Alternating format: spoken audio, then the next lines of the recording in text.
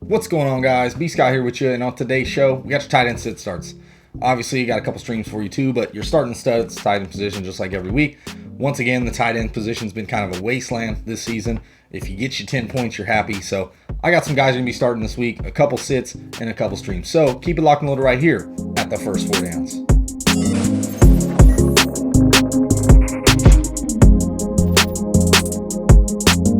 What's going on, everybody? Welcome back. As I mentioned in the preview, we're going over the tight end position. Now, if there's a tight end I don't mention here, because I don't have all of them written down, obviously, and you got a question about them, feel free to drop in the comment section. I'll be glad to answer your questions. And don't forget to like the video, subscribe, share, thumb, bell, all the good stuff. We have all your content, all your sit starts, and every week you drop in the comment section. You got a question about a sit start, vice versa, whatever, any questions, drop in the comment section. I'll be glad to answer them. So let's dive right into it. Let's start at the tight end position. The number one guy, obviously, is Travis Kelce. You're starting him every week. You don't really got to talk about it. Set and forget it. Playing the Los Angeles Chargers. Fire him up. Darren Waller going against Miami. Tough defense, but you're starting Waller too. Plain and simple. George Kittle actually has a good matchup this week against the Green Bay defense that's given up a lot of points to the tight end position. So Kittle's a smash start. Obviously, he hasn't really played up to par so far this season, but hopefully he can get it going. TJ Hawkinson. Wow, you know what I mean? He's played great, period. The offense is completely running through him, just like everybody thought. I had my skepticism, don't get me wrong, but man, he looks good. Plain and simple, back-to-back games with a touchdown. Put it on the Green Bay Packers once again. So Hawkinson's a must-start. Obviously, if you draft him as your tight end one, you're happy about it because it looks like he's cleared the path to finish as a top 3 to 4 tight end, plain and simple, barring health. And then Mark Andrews, this is a good start for him. Going against the Detroit Lions. Absolutely terrible. Robert Tonyan, you seen the nice touchdown to him. This is a good spot to get it going for Mark Andrews, especially against the Baltimore Ravens team, coming off a huge victory. So I like Mark Andrews. Kyle Pitts, you're starting him here. Had a decent day last week. He's seeing the targets. You're seeing the volume, but he hasn't really produced these big numbers you hoped of yet if you drafted him that high. I felt like you should have weathered your expectations with what Kyle Pitts was going to be, especially early in the season. Maybe he can get it going later on, but this is a good spot for him. Against the New York Giants defense, gave him up the 4th most fantasy points so far on the early season. I like Kyle Pitts here in a potential shootout. There could be a lot of points to be had in the Giants game, plain and simple. It's kind of going under the radar, I think, but there could be a lot of points. Gronkowski, you're starting him. Los Angeles Rams defense, pretty darn good, but it's Gronkowski. Back-to-back weeks with 2 touchdowns. He's getting the targets, especially in the red zone. You're firing up Gronkowski. There's no questions about it. Robert Tonyan, you saw last night come off a big touchdown against the Detroit Lions. Bad defense, San Francisco. They did hold Dallas Goedert to 2 catches for 24 yards. They gave up some points to TJ Hawkinson week 1. I get it. Hawkinson, it looks like he's on another level at this point, reaching that elite status of the tight end position. So we'll have to wait and see how the San Francisco defense shakes out against tight ends. It was good to see Robert Tonyan find the end zone. Aaron Rodgers, could be a long day here with that offensive line. I think they could struggle here, but if you got Robert Tonyan, feel like firing him up, obviously he's a must-start for me on a weekly basis based on the touchdown upside. Logan Thomas at Buffalo. Yes, he hasn't had the big, huge numbers we were hoping of just yet, but I think he'll get it going with Taylor Heineke. They'll have to build some rapport there. He's not doing that terrible. Back-to-back weeks, over 10 fantasy points for you. So in full PPR, at the tight end position, you'll take that any day of the week.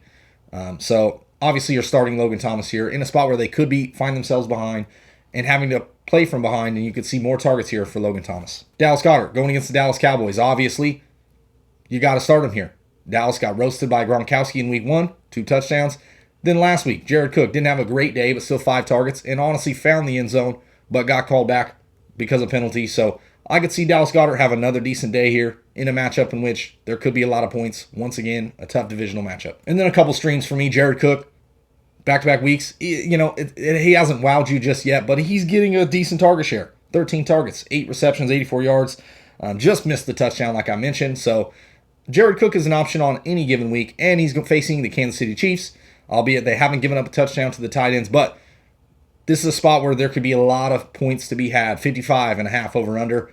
You could see a lot of targets go Jared Cook's way. 6 to 8 targets, I would say, is a pretty safe number here. And who knows, he might find the end zone for you. And then Gerald Everett.